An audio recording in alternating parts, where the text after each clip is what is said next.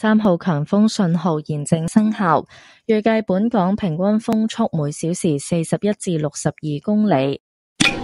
喺凌晨1點，熱帶風暴暹芭集結喺香港以南大約560公里，即係喺北緯17.3度、東經114.7度附近，預計向西北移動，時速大約18公里，大致移向廣東西部沿岸一帶。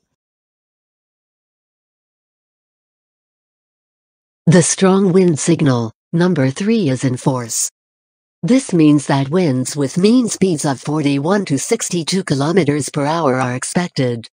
At 1 a.m., Tropical Storm Chaba was estimated to be about 560 kilometers south of Hong Kong, which is near 17.3 degrees, north 114.7 degrees east, and is forecast to move northwest at about 18 kilometers per hour in the general direction of the coast of western Guangdong.